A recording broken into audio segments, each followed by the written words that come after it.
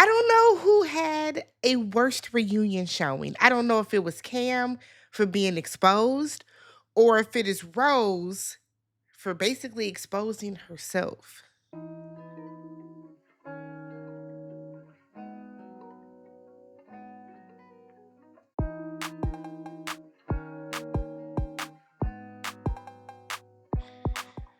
What's good, everybody? Welcome and welcome back to the channel. I'm Tammy. This is TammyTalks. We are here to talk Ready to Love, Philadelphia Season 10, Episode 13, The Reunion, Part 1. Yikes. This Yikes is all I have to say. Before we get started, please do me a favor, hit that subscribe button if you haven't, thumbs up the video, and then leave your comments down below. So I missed last week's episode because I was sick. I didn't have a voice, couldn't watch it, or I watched it but couldn't come to you guys with a video. So I do want to touch on a couple of things that happened last week. So for starters, Hussein self-eliminating, I thought was trash. Like, for you to basically get Rose up out of here and then just turn around and self-eliminate was kind of like, what was the purpose? What was the purpose? I didn't necessarily agree with that. Two, Tay, and then three, when it comes to Cam and Sahara, I was on Sahara's side. Like, the fact that it took you up until the moment to decide that you wanted to be with me is interesting. But I've been saying every recap that Cam is playing with these women. Cam has strung Sahara along so he can get to the end of the show. And I don't know if it's because he thought that, the longer you stay on, the more women will be in his DMs moving forward. But it was like the longer that Cam stayed on the show, the more we started to see him for his worth. And Cam has been playing with these women. Not as obvious as Fritz, but yeah, Cam was playing with Sahara. I think Cam was stringing Angie along just so he can have options. And he got called out for it. I was on Sahara's side. The fact that the day before you couldn't say that you were leaning more so towards me, that's crazy because Cam has been very steadfast in saying that Sahara was his top. That's his number one. That's his connection. Like, prove it. Prove it. So let's talk the reunion. It starts off, everybody looks good. The only person that I was like, oh, is Rocky. Rocky in this hair, baby. Like, but I like Rocky's personality. But I think everybody looked good. Not a fan of Deanna's blonde. I just feel like Deanna looks better with short hair. Like, that is your judge, sis. You need to go back to the short hair. But nonetheless. So the show gets started, and you know how they have everybody up on stage. Rose is already real emotional. I'm like, how are you getting ready to cry and the show just started? But we get there.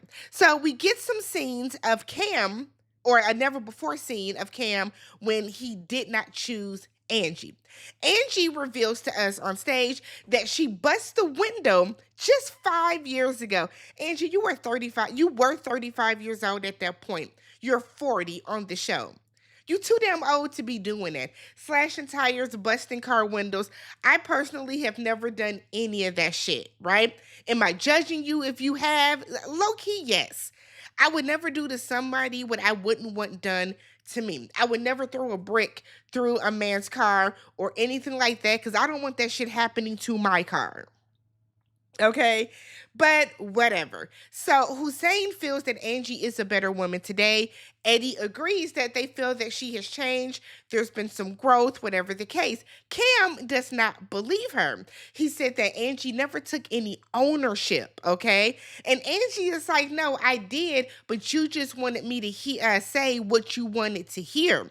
And she points out that she thinks this group of men, and I think she means the entire cast, this was a group of men that wanted yes men. They wanted the women to move and talk and be a specific way that they wanted that was more comfortable for them. And because she didn't say what Cam wanted her to say, Angie feels that's why Cam didn't pick her, and I low-key agree with that.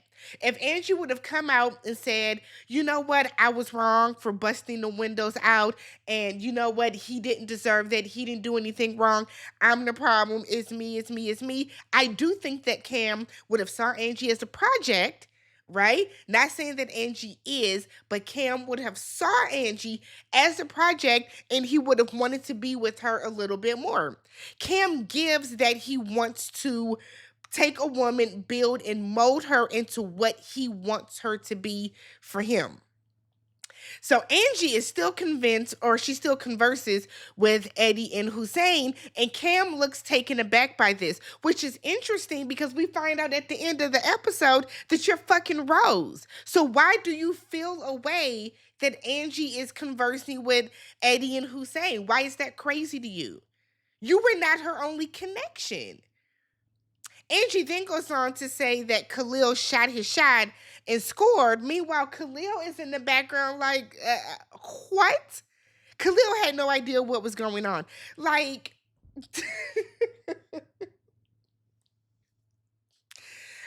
ready to laugh. Y'all need to go back to Make a Move because this is chaotic as shit, right? So then Rose is emotional backstage, okay? And she's telling Hussein that we were supposed to be a couple. And both of y'all screwed me over. Everybody screwed me over in their own way. And I'm like, baby, what's happening? What's happening? So Tay and her edges, they go over and they're giving Rose a pep talk that then turned like low-key aggressive, kinda. It went from no, what's wrong, so don't let them niggas talk shit about you. And I'm like, whoa. So now we see that Tay put the battery in Rose's back. Whether she did it on purpose or not, I don't know. But Tay put that battery in Rose's back, and that's why that they made sure to show that scene with the two of them. We get on stage, it's Rose, Hussein, Cam, and Angie, okay?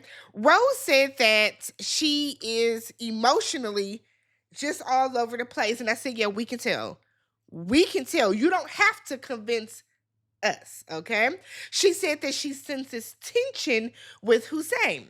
So Rose is still standing very firm, 10 toes down, that her son's father is in the back of her mind, out of mind, what is it? Out of sight, out of mind. She feels that she has nothing to hide. She says she has nothing to hide. She feels that she has nothing to hide and that she is an open book. She then goes on to say that she feels that Hussein owed her something more than what he gave her, okay? Tommy then points out, look, Hussein should have known before the family did. I'll say this. The biggest issue that I think, I could be wrong. The biggest issue that I think Hussein had with that is the fact that you threw this out, you threw this on him in front of his family. In front of his family. The way that she casually said it and then looked at him and was like, we'll talk about this later. Like, I didn't like that either. I felt like that was something. The same way that she's been navigating and not being very forward and vocal and very detailed about where her son's father was with all of these guys, it's the same way that she should have been and could have been in that conversation with Hussein's brother and cousin. So the fact that she didn't do that, it left a very bad taste, Rose. It just did. And Tommy is trying to point that out. And Hussein even said, yeah, this could have come out sooner. He then brings up the fact that was it Kiara? Kiara's the father of her sons is incarcerated as well. And they're like, not to throw Kiara under the bus, but Kiara was very open about this. And she talked about this. And that could have been your segue to pull me over to the side and to say, hey, Hussein, you know what I mean? Just so you know, my baby daddy is incarcerated as well. I see what Hussein is saying. I see Rose's point of y'all should have been asking more questions about it, but that is your responsibility to tell. That's your responsibility to tell, Rose. That's nobody's, because if you say that you don't talk to the baby daddy, No one's gonna say why. Is it because he's in jail? That's not gonna be the natural next line of questioning. And Rose knows that. And I think that's really why Rose is as emotional, because you know that you messed this up for yourself. You messed this up, Rose. So Rose then goes on to claim that nobody asked about her baby daddy. I don't believe that none of these men at any point said, "Where is the son's father?" I don't. I think that they asked about him, you said you weren't in contact with him, and that was it. But on the date, on the date where y'all were bringing in your exes, that was the opportunity, Rose, for you to talk about that. That was it. Well, I didn't bring my son's father because he's in jail. Cam said that that was not a deciding factor for him, not a big deal to him, but it would have been nice to know. Rose then once again goes on and says that, you know what? I'm an open book. And you guys can ask me anything. You know what? I felt played. You played me like a motherfucker. I felt played. And Hussein, you robbed me of my happy ending. No, you robbed yourself. You robbed yourself of your happy ending. Did Rose lie? No. Did she omit the truth? Sure. But at the end of the day, Rose, this falls on you. You can't blame this on anyone else. So Rose feels that Hussein played her the entire way. And Tommy is like, I can't let you say that. Y'all know Tommy's going to take up for the men always. But Tommy was like, I can't let you say that because Hussein was locked and loaded with you up until this moment. And a lot of it is because you blindsided him. Rose feels that the way that Cam fought for Sahara is the way that Hussein should have fought for her. Rose then brings up the fact that Hussein was incarcerated himself. Now, I thought this was shitty. One, that's nobody's business. Two, that is nothing to throw in somebody's face in this situation. Because again, Hussein's issue is not the fact that your baby daddy is in jail. The fact was that you didn't tell him and sprung it on him in front of his family and he wasn't prepared. So Hussein was like, no, that's not true. Hussein then goes on to say that he had a situation in college, but he was never arrested. He wasn't booked. He wasn't brought in. None of that stuff. He doesn't have a record. Hussein then goes on to say that this is why men don't share things, because then it gets turned around and thrown in their face. And I will say the fact that that is something that he clearly shared with Rose that was supposed to be between the two of them. And she had the audacity, the gall, the temerity, the nerve, the gall and the gumption to turn around and throw it in his face because your feelings are hurt because he didn't pick you. That's shitty, Rose. That's shitty. So Hussein then clarifies that he self-eliminated because he and Angie hadn't gotten to that level yet, and he didn't want to make it seem as if, oh, it didn't work with Rose, I'm going to turn around and try to force it with Angie. Angie said that that's just an easy way out because she thought that they did get to that level, I guess. So then True comes on. The way I didn't remember her, because she's from the first half of the season. That was beginning of the year. Again, Ready to Love, never do this again. So True comes on, and her and Naeem talk about this phone number shit again. Look, truth be told, more than likely she did give him the Google Doc number. We have all done that before. We all have Google Doc numbers. I have a Google Doc number. I have definitely given it out. We're in an era now where I will not give you my phone number. I'll give you my Instagram. And we can converse on Instagram and we can talk on Instagram too until I feel comfortable enough to give you my phone number. That's fine. And I feel like if True were to just be honest about that, a lot of this would be gone. A lot of this wouldn't even be a big issue. So she is still claiming that he had her phone number. She doesn't know what he's talking about with the green bubbles. Now, are there numerous instances where you can? I have an iPhone, okay? But if I am in an area where the service is shoddy and I send a text message to somebody, sometimes they will get that green bubble because it's not coming as an iMessage. It's just coming as a text message. This shouldn't even like this. Ready to Love reunions are so unorganized. But so then we talk about Khalil bringing up how True would not say her age. And I too, and I think a lot of us felt that there was no reason for True to be weird about that. Girl, what is your age? People ask me my age, and I tell them my age all the time. I am 40. I'll be 41 next week. This week. Sunday this week. I'll be 41 this week. It's not a big deal.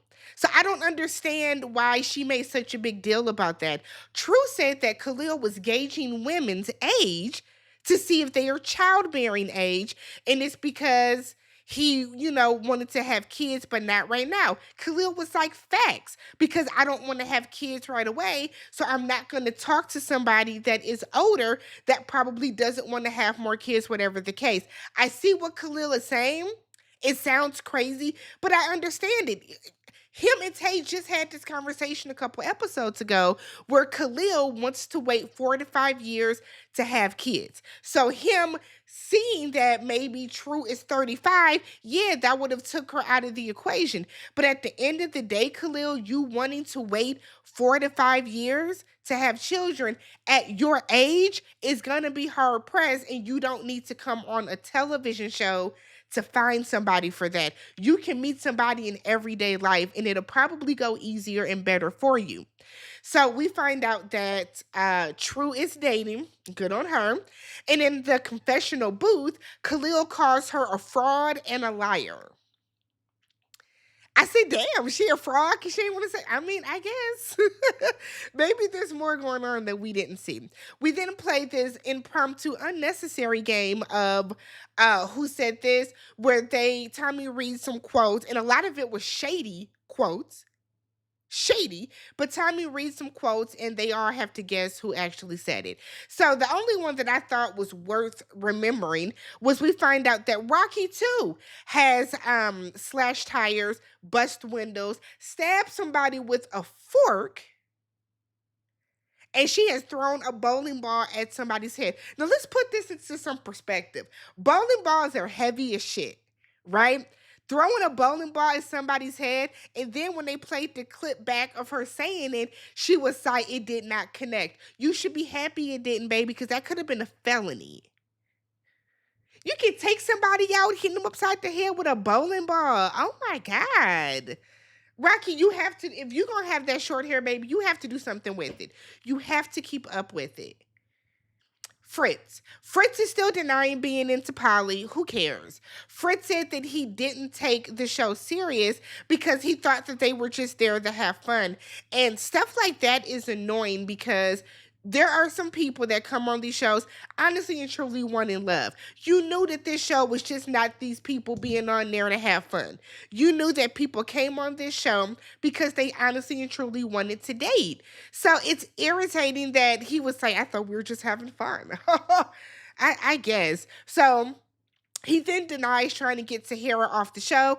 I'm not even going to entertain that because we saw it. We saw how you were moving in those men's lounges, but whatever. He then said that I just kept saying your name, but it wasn't that deep. It wasn't that deep. It's deep to her. It's deep to her. Just the same way it's not that deep that they keep trying to say you like Polly, right? But you got so offended about that, you was rolling your eyes and popping your neck and ready to do the most when everybody kept bringing up the fact that you're into Polly. So we then Tommy asks Cam, why did you go so hard defending Sahara? And he said, because Sahara was my top connection. So why didn't you know until the moment you walked out that if you wanted to be with her or not, Cam, that this doesn't make sense. And you know it doesn't make sense. And I hope you in the comments listening. I hope you hear this video. Because you know that you've been moving crazy. And you can tell when Cam is lying or when he gets caught in a lie because he has tails that are all over his face and in his body language. So Shanice called out Cam and was like, "You're being a hypocrite," because now she got to defend her man, talking about some, "You called me asking who you should pick, and you did not mention Sahara as one of your connections." I said, "Oh, damn." Said that Cam is fake and has been playing games. I've been saying that. Been saying that. So Cam whispers that it's lame that Fritz has his girlfriend fighting his battles. No, it's lame that you are sitting here arguing with this woman. That's what's lame, Cam. It's only lame because you getting called out. Cam got his ass handed to him all up and through this reunion because you've been moving crazy. So Shanice said that Cam wanted to go on a trip with her and wanted to come as her boy toy. Cam said it was a joke. She said, "Oh, where were the LOLs? You're a firefighter, not a comedian." I said, "Child." Shanice and Fritz are now dating and they have a really good connection, good on them. Meanwhile, backstage, Sahara is talking to Cam and Cam is like, "No, no, no, no, no. I text Shanice, but that was before we had our date on the boat. And that's when you were kind of, fading off. And I didn't know we were really going to have a connection still." Cam then very quickly flips it and said, "Well, Shanice was begging me to come by my house to, to come fuck me." And I'm like, "Okay, you just throwing that shit out there because why you ain't say it to her when y'all were on stage?" Sahara asked to see the text messages, and Cam looked like he was about to be like, I don't have them. Right as this is happening, Angie walks over and said, "Keep my name out your motherfucking mouth." I said, "Whoa." Chaos for no reason. So she said that when you talk about me to speak facts. So Sahara is like, "What's happening?" Sahara goes after Angie, who is now crying, and said that Rose told her. I said, "Rose, baby, look, Rose is the epitome of misery loves company." So because Rose felt that she didn't get her happy ending, she wanted to take everybody down with her. So Rose apparently told Angie that Cam was talking to her about her personal life and said that Angie was aggressive to her ex because he was messing around with other women. And Angie is saying that's not true at all. Okay. Angie then goes up to Cam because Sahara was like, "Well, do you want to tell him what you heard so he can lie about it or at least know what's going on?" Angie goes up to Cam and said that she heard that Cam does not F with her because Angie, she was aggressive to an ex. And Cam was like, "No, that's not the case. No, he's scared of you and he knows that he's going to do some fuck shit and he don't want you busting the windows out of his car. That's what it is." But they end up hugging it out. I'm so ready for this to be over. My God. I was overstimulated watching this fucking reunion. So then Sahara and Cam now were on stage. Apparently, they agreed to try and work on things after the process. Cool. Sahara said that there was no effort. Okay. Cam was like, "No, hit you up several times trying to meet up." And Sahara was like, "Well, did they come through to me because I blocked you?" So if you blocked him and you know that you're not getting his messages, Sahara, how can you say that he wasn't? Sahara said that she blocked him because he kept saying one word to her and it was just "good morning." Cam still has feelings for Sahara. She agrees to unblock him, and I guess they're gonna see what's going on. Rose, who I didn't even realize was on the couch, was like, "Girl, be careful." I dated Cam after the process, and not only is Cam into poly, but he wants his woman to be open to bringing another woman into the bedroom. And he had a problem cheating in the past. And I guess he's in open relationships. And I was at his house and I saw an empty condom wrapper. And I knew they weren't our wrappers because when we use our condoms, I said, "So you're fucking Cam? What?" So then Rose asked Cam, "Is he or is he not expecting?" I said, "You know what? I'm just gonna go and get some water because this was too much. This was too much. Tommy has no control over the stage. There is no order to these reunions. It's pure chaos. Y'all running up on people behind. Rose is telling way too much of other people's fucking business. Way too much. Like, I just feel like Rose is doing too much. And then Cam, not Cam, Hussein, shout out to Chloe Johnson, for sending this to me. Let me see. Y'all make sure y'all follow Chloe. Y'all probably watch Chloe already. But Chloe sent this over. Hold on, y'all. Where it's at? Where it's at? So apparently Hussein posted on his story.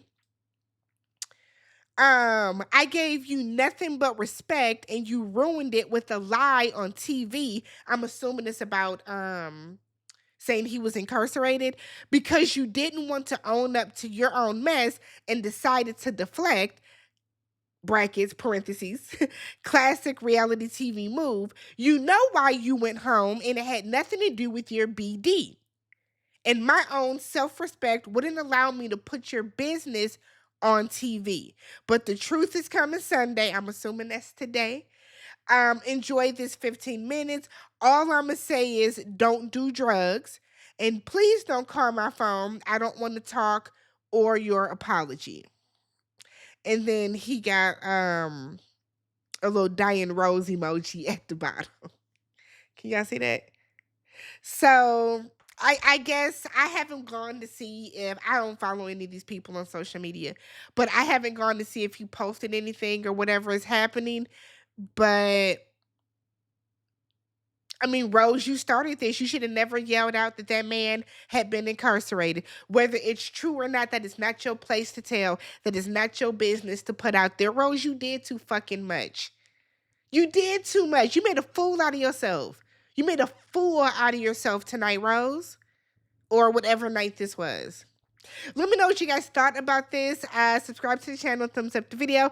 I'll catch y'all next week so we can find out if Tay is still with Brokey. Peace.